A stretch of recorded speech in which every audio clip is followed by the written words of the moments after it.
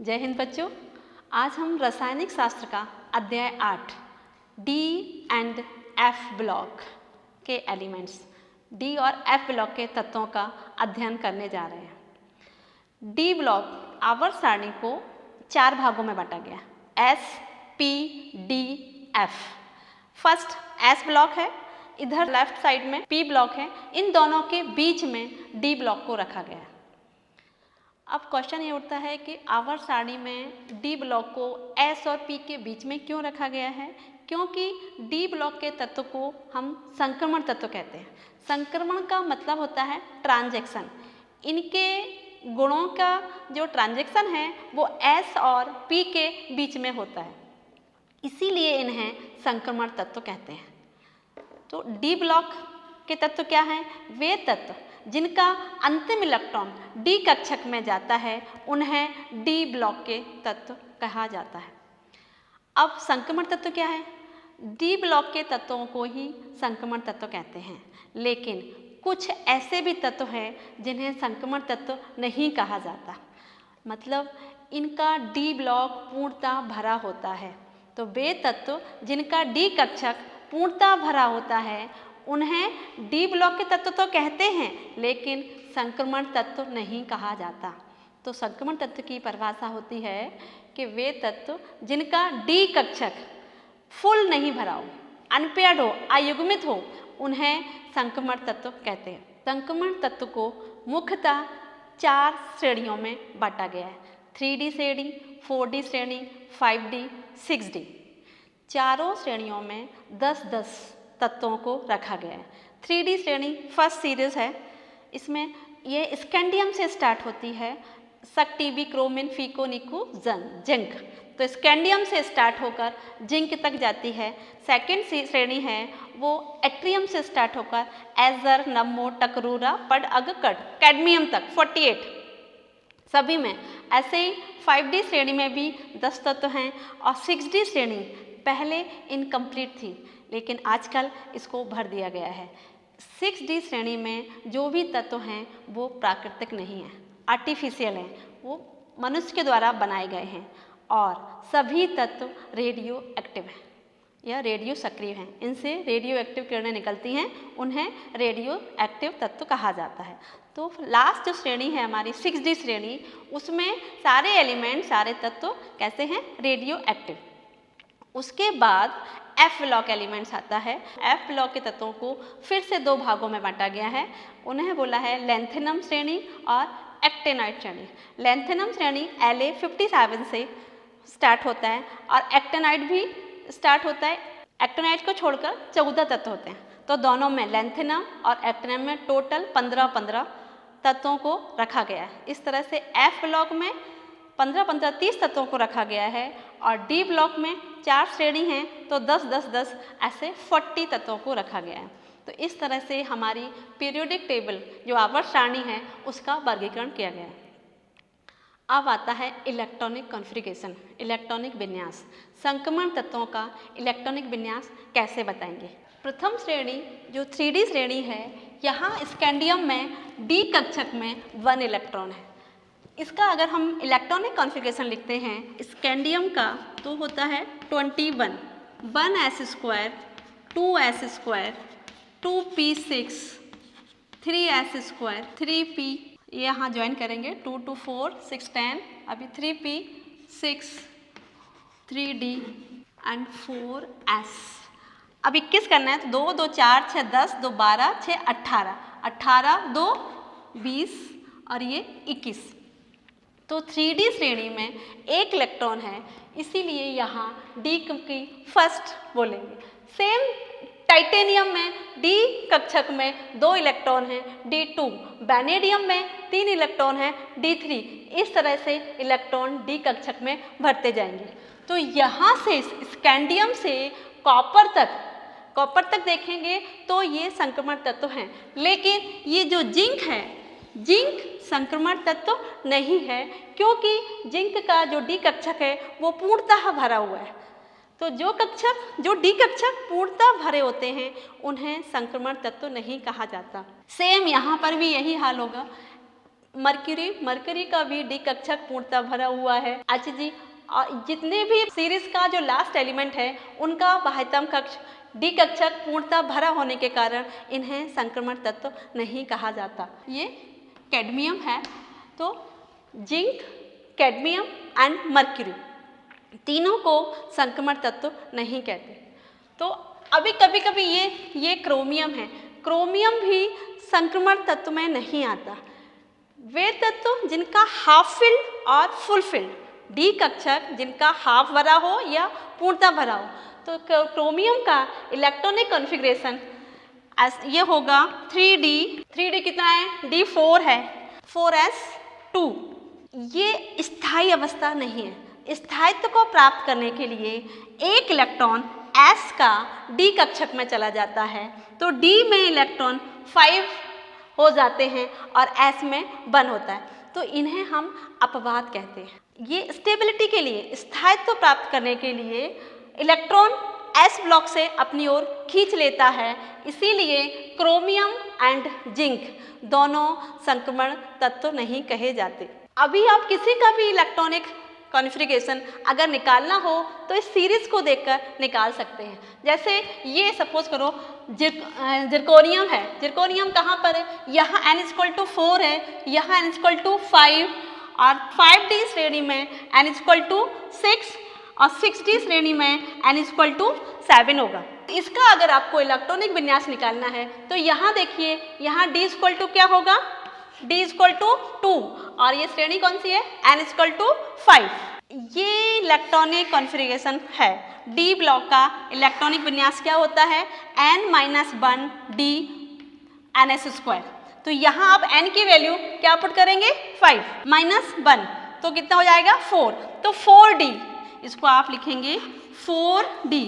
यहाँ d की value कितनी है, जिरकोनियम में 2, तो 4d2 s, इसमें s की वैल्यू। तो इस तरह से आप किसी का भी इलेक्ट्रॉनिक विन्यास निकाल सकते हैं। तो अगर आपको पता है कि वह तत्व किस श्रेणी में रखा गया है, उसके आधार पर हम उसका इलेक्ट्रॉनिक विन्यास निकाल लेते हैं। तो इस तरह से संक्रमण तत्वों को ट्रेन किया गया है। अब आया नेक्स्ट संक्रमण तत्वों के गुण। तो संक्रमण तत्व में फर्स्ट है आयनिक त्रिज्या। आयनिक त्रिज्या क्या है, किसी भी तत्व के जब हम परमाणु क्रमांक के आधार पर उसकी संरचना बनाते हैं तो नाभिक से बाह्यतम कक्ष की दूरी को त्रिज्या कहा जाता है। किसी भी तत्व के इलेक्ट्रॉन में बाह्यतम कक्ष से नाभिक तक की बीच की दूरी को परमाणुक त्रिज्या कहते हैं। जब हम पीरियड में जाते हैं, ऊपर से नीचे जाएंगे तो त्रिज्या हमेशा बढ़ती है, लेकिन हमें यहाँ 3D 4D 5D सीरीज देखना है, कैसे जाएंगे, लेफ्ट टू राइट जाएंगे। जब बाएं से दाएं जाते हैं, ये कहाँ जा रहे हैं हम, ये पीरियड में जा रहे हैं, तो त्रिज्या घटती है। क्यों, क्योंकि इलेक्ट्रॉन तो बढ़ रहे हैं लेकिन कोषों की संख्या नहीं बढ़ रही है, जिससे इलेक्ट्रॉन उसी कक्षक में जाते हैं तो नाभिक के बीच जो फोर्स ऑफ अट्रैक्शन है, जो आकर्षण बल का मान है, वो बहुत अधिक होता है और वो अपनी ओर खींचता है, जिससे उसकी त्रिज्या छोटी हो जाती है। वैसे भी पीरियोडिक टेबल में जब हम ऊपर से नीचे आते हैं तो त्रिज्या बढ़ती है और लेफ्ट टू राइट मूव करते हैं तो त्रिज्या घटती है। तो आयनिक त्रिज्या में ये हम जब 3D श्रेणी में लेफ्ट टू राइट जाएंगे तो आयनिक त्रिज्या का मान कम होगा। परमाणुविक त्रिज्या एंड आयनिक त्रिज्या में क्या अंतर है। परमाणु मतलब एटॉमिक रेडियस।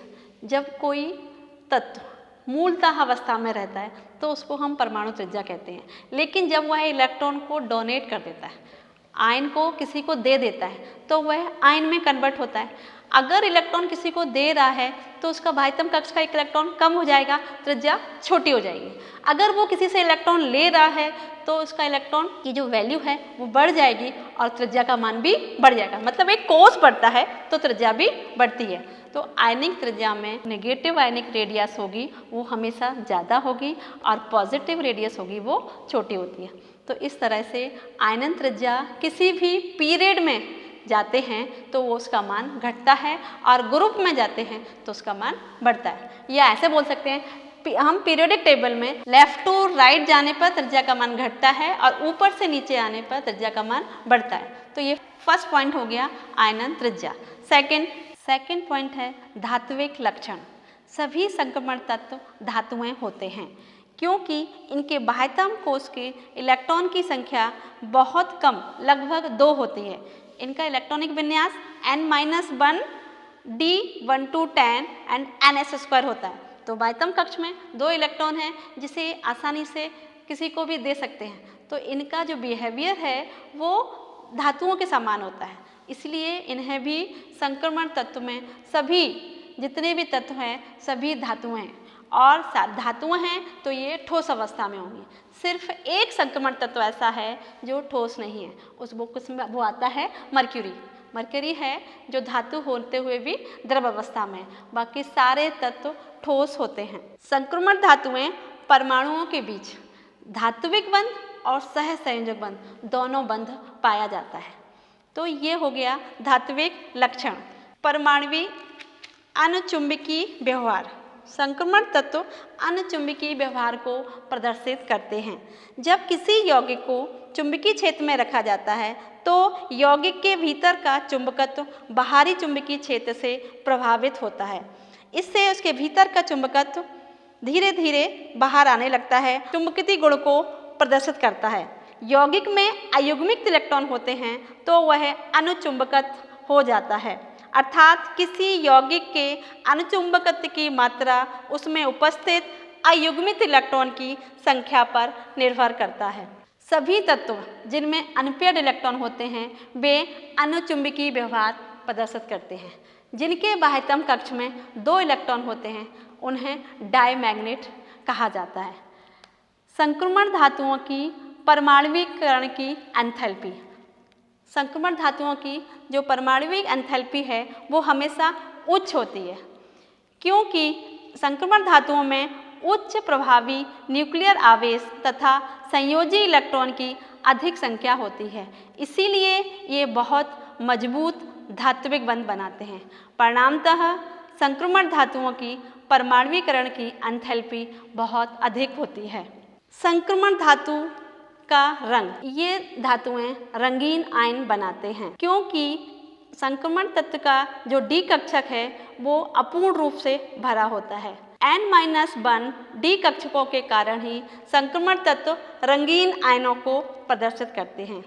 संक्रमण धातु आयन में जिनमें अयुग्मित इलेक्ट्रॉन होते हैं, ऐसे इलेक्ट्रॉन का एक इलेक्ट्रॉन डी कक्षक से दूसरे डी कक्षक में संक्रमण होता रहता है। इस संक्रमण के समय वे दृश्य प्रकाश के कुछ विकिरणों को अवशोषित कर लेते हैं तथा शेष विकिरणों को रंगीन प्रकाश के रूप में उत्सर्जित कर देते हैं। अतः आयनों का रंग उसके द्वारा अवशोषित रंग का पूरक होता है, इसीलिए ये रंगीन आयनों को प्रदर्शित करते हैं, जैसे CuH2 whole twice whole 6 hexa aqua cuprate coloured ion को प्रदर्शित करता है। कैसा कलर होता है इसका? नीला रंग दिखाई देता है, क्योंकि यह दृश्य प्रकाश के लाल रंग को इलेक्ट्रॉन को उत्तेजना के लिए अवशोषित कर लेता है तथा उसके पूरक नीले रंग को उत्सर्जित कर देता है। इस तरह से संक्रमण तत्व विभिन्न रंग को प्रदर्शित करते हैं। जैसे क्रोमियम नीला रंग देता है, क्रोमियम 4 नीला रंग देता है, क्रोमियम 3 जिसकी वैलेंसी 3 होती है वो बैगनी रंग देता है। मैग्नीज +2 वैलेंसी वाला मैग्नीज वो बैगनी कलर होता है। अगर मैग्नीज की +3 वैलेंसी है तो वह गुलाबी कलर देता है। आयरन 2 फेरस और फेरिक के रूप में मिलता है। Fe2 पॉजिटिव हरा कलर का होता है और Fe3 येलोइश पीले कलर का होता है। तो आयनों का रंग, तत्वों का रंग उनकी संयोजकता पर निर्भर करता है। जैसे जैसे संयोजकता बदलती रहती है वो तत्वों का रंग भी बदलता रहता है। अगला पॉइंट है संक्रमण तत्व परिवर्ती संयोजकता को प्रदर्शित करते हैं। संक्रमण तत्व परिवर्ती संयोजकता n-1 डी कक्षक तथा ns कक्षक के इलेक्ट्रॉन की ऊर्जा में बहुत अधिक अंतर नहीं होता, जिससे डी कक्षक के इलेक्ट्रॉन भी संयोजी इलेक्ट्रॉन का कार्य करते हैं। इन तत्वों में मैग्नीज अधिकतम परिवर्ती संयोजकता प्रदर्शित करता है। नेक्स्ट पॉइंट है क्वथनांक एवं गलनांक। संक्रमण तत्व के क्वथनांक गलनांक में बहुत अंतर होता है। जैसे हम 3D श्रेणी, ये क्या है हमारी 3D श्रेणी है।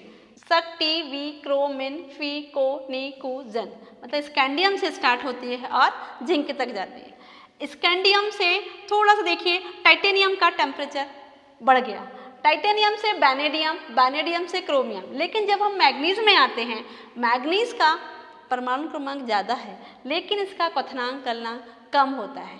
क्यों? क्योंकि मैग्नीज में नंबर ऑफ अयुग्मित इलेक्ट्रॉन n इक्वल टू कितने होते हैं? 5। मैग्नीज में सबसे ज़्यादा अयुग्मित इलेक्ट्रॉन होते हैं। अयुग्मित इलेक्ट्रॉन होने के कारण इसका कोवैलेंट करैक्टर, जो कोवैलेंट बॉन्ड है वो बढ़ जाता है। तो धात्विक मेटेलिक बॉन्ड और कोवैलेंट बॉन्ड दोनों बंध इसमें पाए जाते हैं, और जब सहसंयोजी बंध ज़्यादा होता है तो उसका क्वथनांक गलनांक कम हो जाता है, इसीलिए मैग्नीज का क्वथनांक गलनांक कम होता है। उसके बाद आयरन कोबाल्ट का कांस्टेंट हो रहा है, तो क्वथनांक गलनांक डिपेंड करता है n मतलब नंबर ऑफ अनपेयर्ड इलेक्ट्रॉन या अयुग्मित इलेक्ट्रॉन की संख्या। जिस तत्व में जितने ज़्यादा अयुग्मित इलेक्ट्रॉन होंगे उसका क्वथनांक गलनांक उतना ही कम होगा। अगला पॉइंट है आयनन ऊर्जा।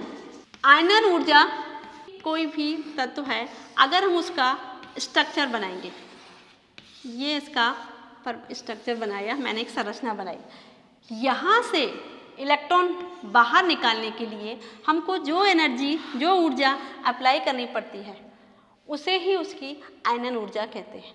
तो बाह्यतम कक्ष से एक इलेक्ट्रॉन निकालने के लिए जितनी ऊर्जा दी जाती है उसे उसकी आयनन ऊर्जा कहते हैं।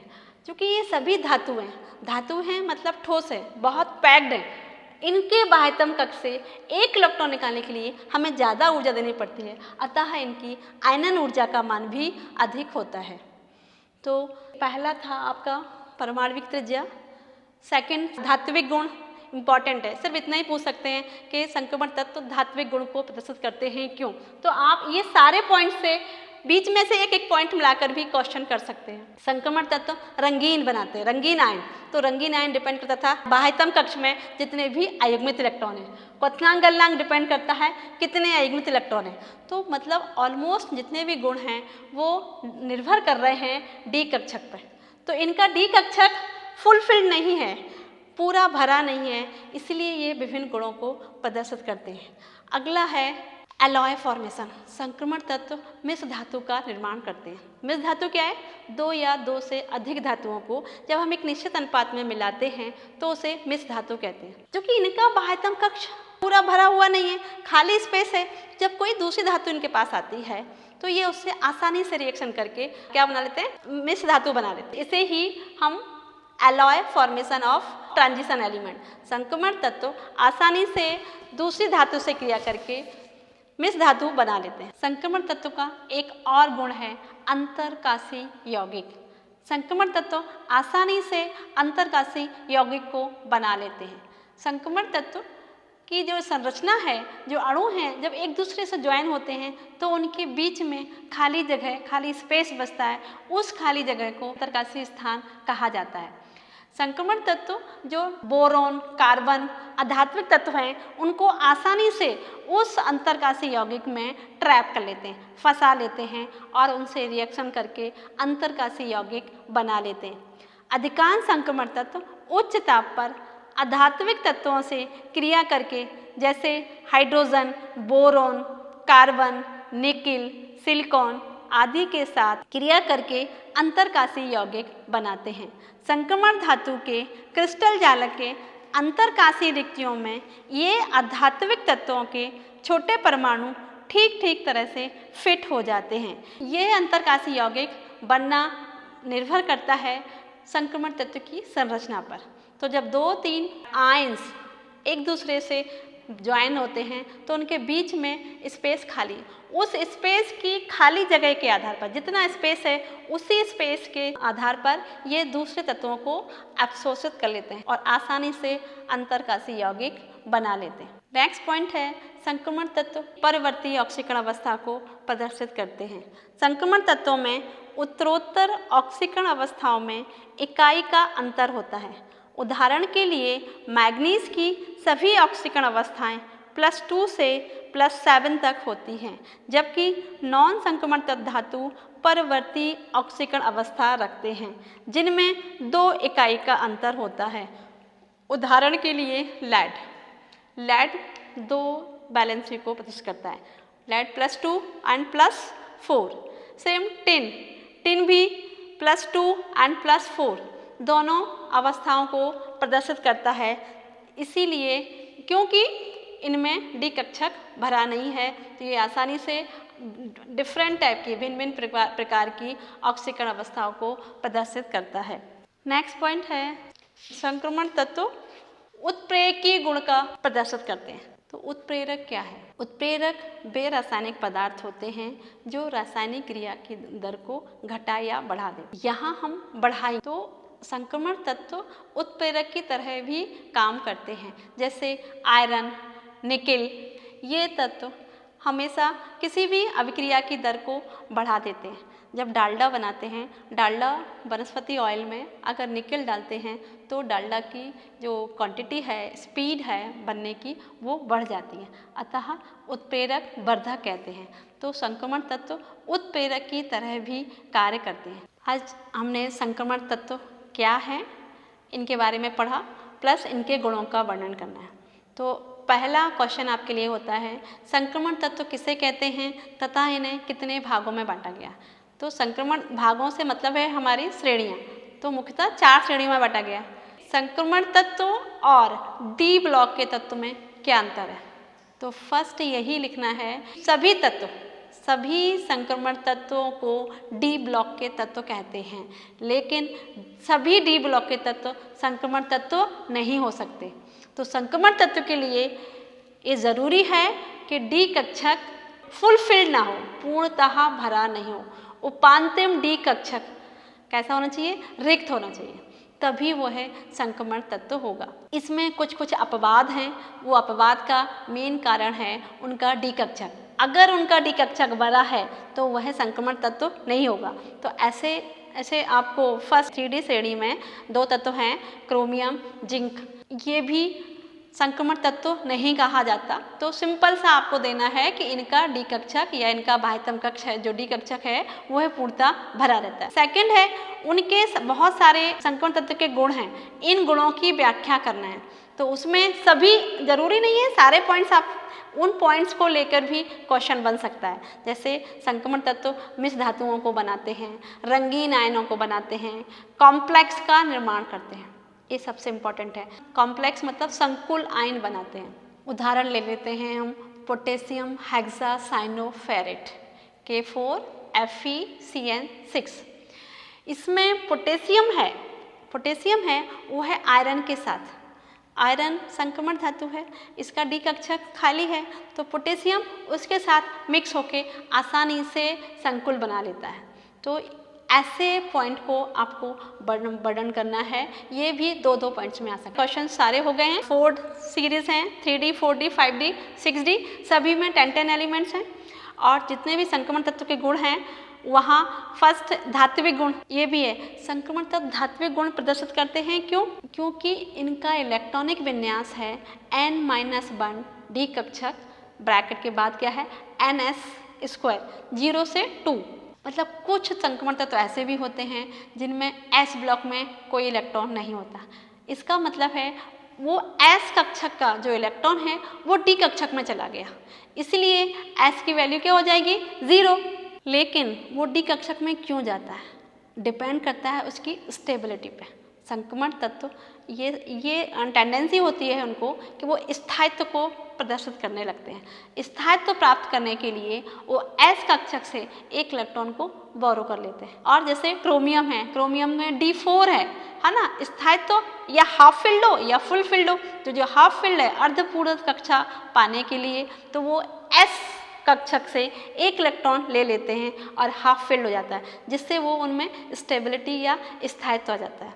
तो ऐसे सभी सीरीज में 3D में, 4D में, 5D, 6D सारी सीरीज में इस तरह के तत्व पाए जाते हैं। तो उनको आप पहले से ही अलग कर लें। और इनको लर्न करने के लिए जैसे फर्स्ट श्रेणी है तो आप स्कैंडियम से स्टार्ट है तो सक, टी, वी, क्रो, मिन, फी, को, नी, कु, जन, जन मतलब जिंक, ऐसे आप लर्न कर सकते हैं। सेकेंड सीरीज है एजर, नब, मो, टक, रू, रा, पड, अग, कड। ए मतलब वाई है, ए का मतलब एट्रियम से स्टार्ट हुआ है, हाँ, और कड मतलब कैडमियम तक, 48 तक। तो इस तरह से आप चारों सीरीज को 3D, 4D, 5D, 6D series को भी लर्न करेंगे। अगर कोई प्रॉब्लम है आप बिल्कुल पूछिए। जय हिंद।